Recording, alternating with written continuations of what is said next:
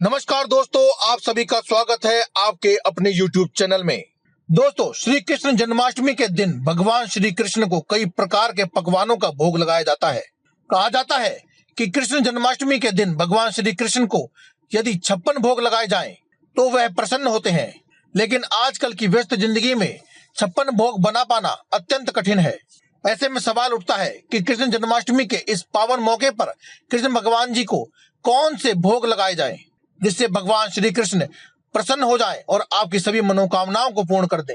आज की इस वीडियो में हम आपको 7 ऐसी चीजों के बारे में बताने वाले हैं जो कि आप भोग स्वरूप भगवान श्री कृष्ण को लगा सकते हैं और भगवान श्री कृष्ण अत्यंत प्रसन्न होकर आपके मनोवांछित फल प्रदान करेंगे और हर प्रकार की मनोकामनाओं को आपको पूर्ण कर देंगे।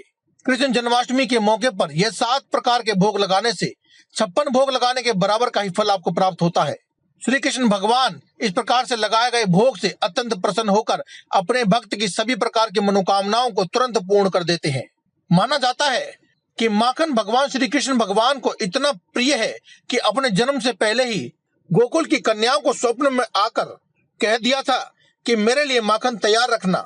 भगवान श्री कृष्ण की बाल लीलाओं में कई बार ऐसे प्रसंग आए हैं जब भगवान श्री कृष्ण भगवान ने गोकुल में जगह जगह जाकर माखन चुरा कर खाया था। इसी वजह से इनका एक नाम माखन चोर भी पड़ा था।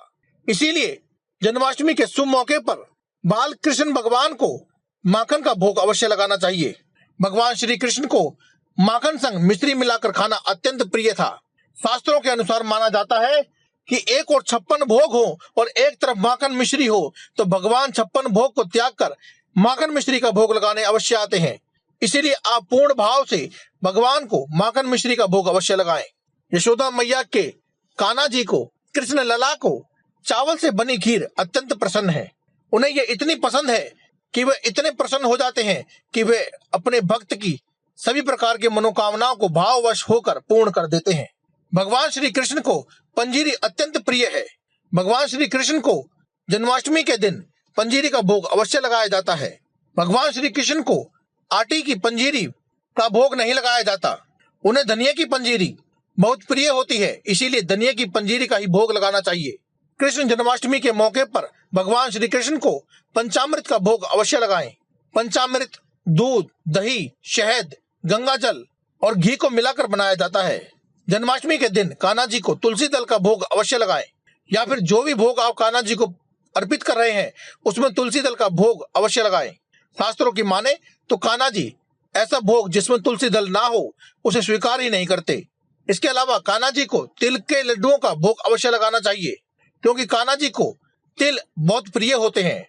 ध्यान रहे कि कान्हा जी को केवल सफेद तिल के लड्डुओं का ही भोग लगाएं। कृष्ण जन्माष्टमी के दिन ना तो काले रंग की वस्तुओं का आप सेवन करें और ना ही कभी भगवान जी को भोग लगाएं।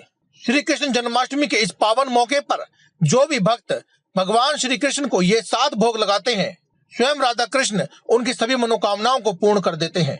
तो दोस्तों, आज की इस वीडियो में केवल इतना ही। कल फिर आपसे मुलाकात होगी। तब तक के लिए आप हमें दे इजाजत। धन्यवाद। कमेंट बॉक्स में लिखना ना भूलें। राधे राधे, जय श्री कृष्णा, जय माता दी, जय मां लक्ष्मी, हर हर महादेव, जय बजरंगबली।